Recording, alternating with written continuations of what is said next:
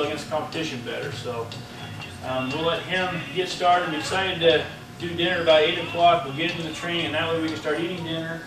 We can ask any questions. We're planning on about an hour and a half to 2 hours of training. So I hope you really enjoy it. And any questions you have, write them down. Peter can fill by any question you ever have. So without further ado, Peter.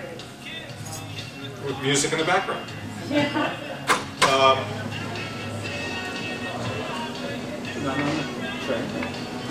Happy birthday to you. Let me. See, that's what I was We should have figured that out. Still on. It'll slowly go out, is it? Hey, There you go. Sorry, guys. Okay. You rolling back here? As much as we're having fun so far, and we're being friendly and smiling, and we're getting to know each other, I have to tell you a couple of things. Number one, I take the game and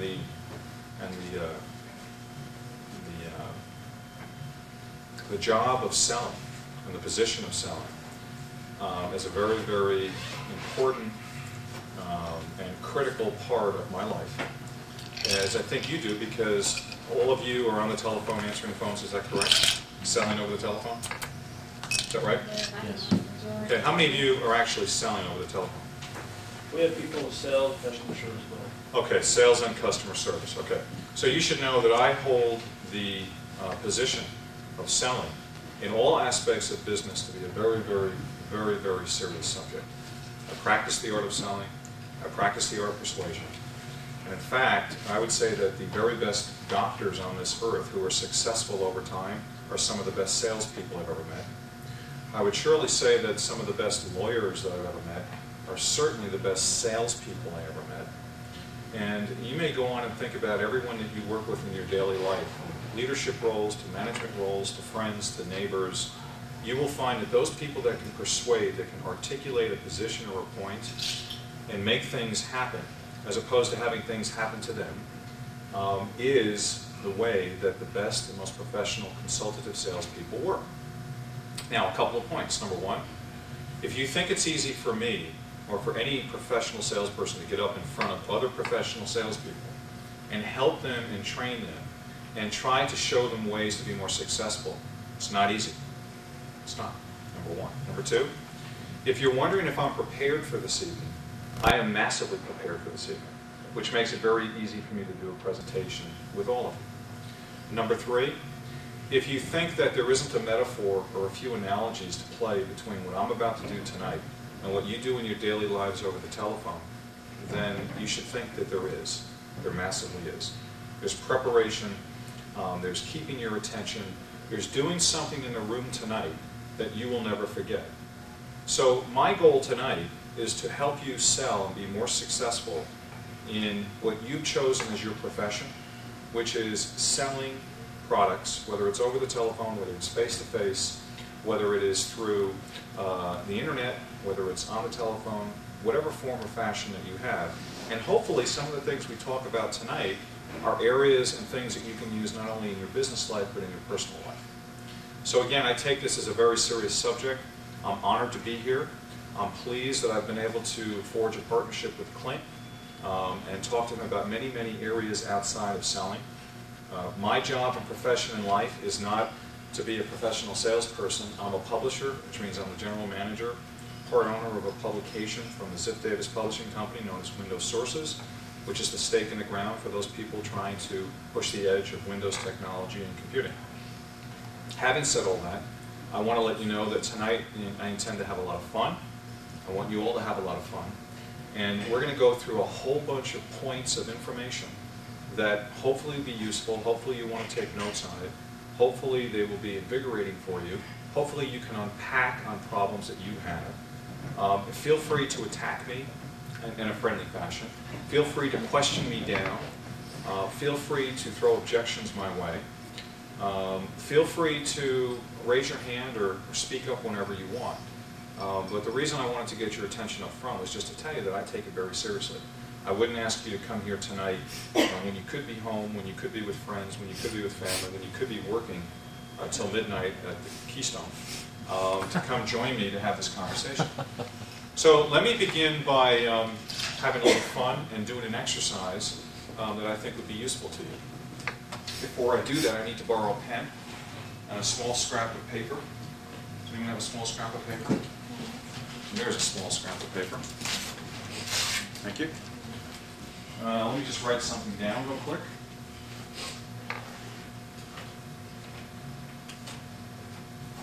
Okay. Clint, would you hold that for me? Do not open it up. Okay. Okay. I'm going to go through a simple exercise. I need a volunteer. Remember, volunteers have an opportunity to win a prize. There's my volunteer. Now,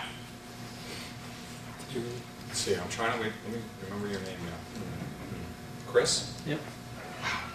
Good. Chris, I'm going to ask you a series of questions, and I'd like you to respond with yes, no, or whatever you think is proper. Would that be okay with you? Okay. Chris, are you familiar with the deck of playing cards? Yes. In a deck of playing cards, there are 52 cards. Is that correct? Yes. Thanks, Chris. Chris, in a deck of playing cards, there are red cards and there are black cards. Is that correct? Yes. Would you choose either red cards or black cards for me? Red. Thanks. In the red cards, there are hearts and there are diamonds. Is that correct? That's correct. Would you choose either diamonds or hearts for me? Diamonds. Okay. Thank you. If you chose diamonds, what would that leave, Chris? What do you mean? In the suit of red, What there's would hearts leave? and there's diamonds. You chose diamonds.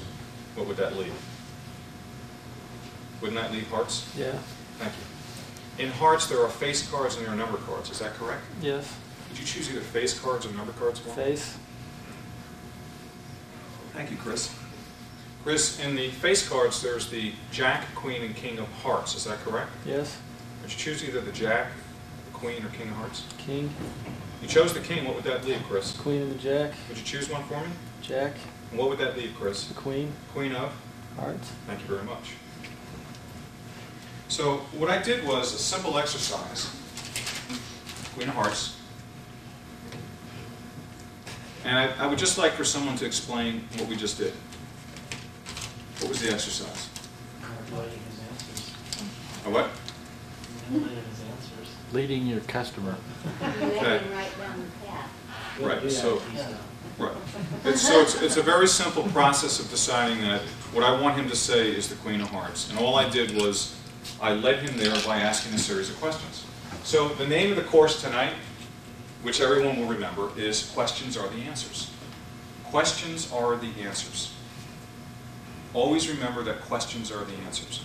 That no one in your personal or business life will ever be able to manipulate you, get you to do something that you thought you didn't want to do or didn't want to do, and you can turn any situation in the world around by using it. Some of you know it as the monkey theory. I have a monkey on my back. I need to get out to my car in the freezing snow and rain, and I have to go get my manual I left in my car. Clint, I'm busy right now. I have to run to a meeting. Would you mind running out to my car in the snow and sleet and rain and getting my brochure in the back seat? Here's my keys. Here comes the monkeys. Clint says, yes or no? Says yes, the monkey's off my back. He had no control on the conversation and lost the battle immediately. But Clint could have said, you know, Peter, I appreciate you asking me, he said with empathy, something you use all the time on the telephone, I'm sure. I totally understand what you're saying. I totally understand how important it is for you to get that brochure. However, I have a problem. I have to rush to a meeting down the hall because someone is leaving and it's critical because I need to get the film done. Would it be okay with you if you asked somebody else to do that? Monkey back on my back. So he, very simplistically, he controlled me by asking questions. Lots of times in your home life, your friends, your neighbors, your sisters, your brothers, your wives, they do the same things to you. Honey, can you take the garbage out? Sure, I could take the garbage out, but you know what? Didn't you want me to go clean up the den right now first, honey? Yes, I did. Thank you. Yes, she'll take out the garbage. My wife would kill me if I did that. So point number one, and we're going to do this in point sequence. Point number one, questions are the answers. So later on as we go through this process, you're going to remember that questions are the answers, number one. Number two, as professional salespeople, I have to tell you that I am a professional. I am not a doctor. I am not a lawyer. I am not an accountant. I will never be a doctor. I will never be a lawyer. I will never be an accountant. I would be very proud to walk around and tell you that I am an attorney. Hi, I'm not a lawyer. I'm an attorney. Hi, I'm a doctor. I'm a medical doctor. In fact, I'm a surgeon. In fact, I'm a specialist. I do open heart surgery. What do you do for a living? I can't say that. All I can say is I am a professional salesperson. So if I'm a professional salesperson, for me to compare the power and glory of a doctor or a surgeon is sort of like incredible to me, because a doctor can be a great salesperson, yet have all the skills of being a surgeon. All I am and all we are as salespeople are salespeople. We have to be better than the best surgeon there is out there who could be a salesperson. We have to be better than the best lawyer, and we have to be better than the best accountant. That's no easy task. But there are ways to do that, to be professional salespeople where we're consultants. And the key word, I wish I could write this stuff on the board, but the key word, maybe I can. Boy, is that sacrificial or what? The key word is control. Okay, there's something right on top. Is that just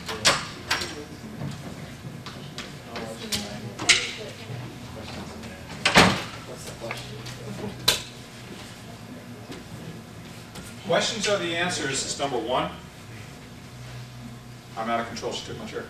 Questions are the answer number one. Hi, how are you? Good, how are you? Good, I'm Peter. I'm Paige. Hi, Paige. How are you?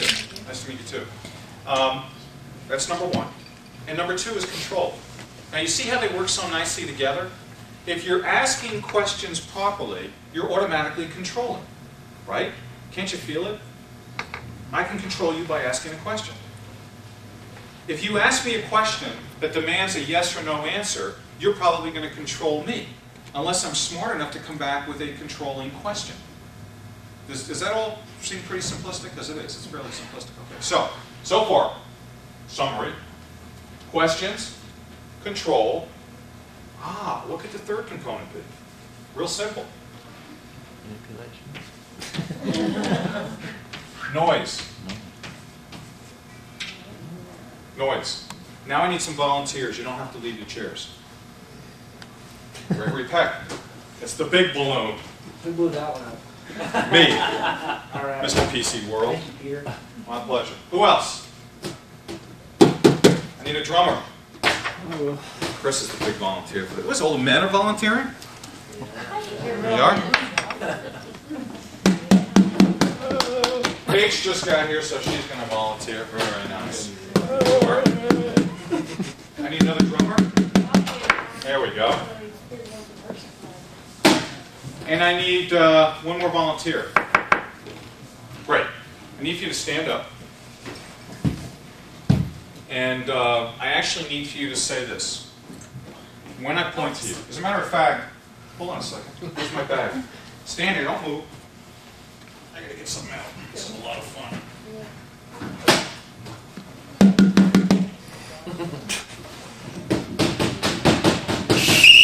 Good. Got your attention. Okay, when I blow this whistle, I would like for you to do the following. Bang, bang, stick 'em up! Let me hear you do that. Bang, bang, stick 'em up. No. Can we try that again? Bang, bang, stick 'em up. My God, my Lord. Bang, bang, stick 'em up! Come on, Jason. You can do it, Jason. Jason! I get that loud. Bang, bang, stick 'em up! Give me that balloon. Here, let me see you do this. Let me see you work the balloon. All right, now, here we go. You ready? Everyone set? Okay. When I blow the whistle and point to you, I want those with the balloons to start tapping them as hard as you can. I want those with the drums to hit them as hard as I can. I'd like Jason to stand up and yell out, what do you yell Greg. out? Oh, Greg, sorry, Greg. Bang, bang, stick 'em up. Bang, bang, stick 'em up. And I need one more volunteer. Come on. It's me. Oh, that's beautiful. I need for you to stand up and I need for you to yell out, Are you out of your mind? When do I yell it? When I blow the whistle and point at you. Okay? Oh, I guess I can handle that. Everyone said, by the way, is this sales training? Clint's going, I bought this big dinner, I brought all these people in, the guy's got drums and cupcakes. All right, here we go. You ready? Paige, you ready? When I blow the whistle and point to you, you got to start going. Okay?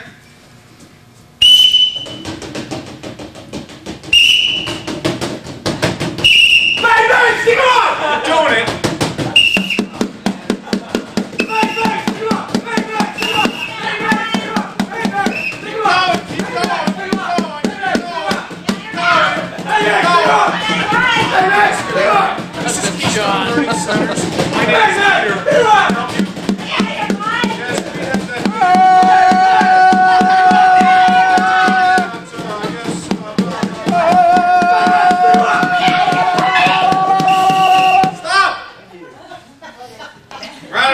Thank you very much. Okay.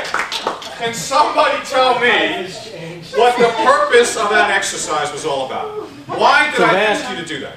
I got to tell someone off today. You got to tell someone off. That's right. By the way, didn't that feel good to get you? Yeah, I think maybe these are at the end of each day, or maybe at lunchtime. Maybe after being on the phone with all these wonderful customers, you can just stand up and start screaming. But what was the purpose of that? Why would I drop the high level velocity of this wonderful, educating conversation down to balloons and little bang bang drums? What the hell's that all about? Why did we just do that? You got our attention. Wow. That is a huge bingo. That is huge. That is huge. Thank you. Attention. D for president. In fact, that's so huge. That's so huge. And since you were the last volunteer, you have to have this special pad. Oh, thank you, Peter. Wow. You're welcome. My pleasure. Ooh. Okay, attention. Why else did I go through the exercise with you? Because that noise level was typical on any day. Thank you very much. Noise. Noise. Now, let me tell you about noise. There's the noise of the people around you, which is one part of the noise. There's the noise of the person who's calling because you're not seeing them face to face. You don't know what's going on right around them right now. You don't know if they just ate lunch. You don't know if they're running to lunch. You don't know if they don't like your voice. You don't know if you're irritating them. You don't know if they're about to get fired. You don't know if they're handsome, ugly, indifferent, rude, arrogant, what religion they are, whether they have an upset stomach, or whether their wife's going to have a baby the next day. How in God's name are you supposed to persuade and sell these people when you've got an alien calling you up, number one? Number two, do you know what people think of salespeople? I hate him. Let's talk about that for a second. Let's talk about what people think of salespeople. They hate them. They feel like they're pushy. They're pushy. They don't care about me. All they care about is pushing the car. Beautiful.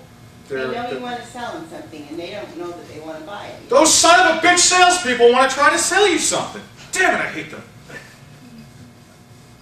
They're pushy, arrogant, son of a bitch monsters that I can't see through the telephone that are trying to nail me and try to sell me something, and they're a bunch of phony, baloney, arrogant, right? Now, let me tell you something. Generally speaking, do you know what salespeople think of customers? I hate him. Right.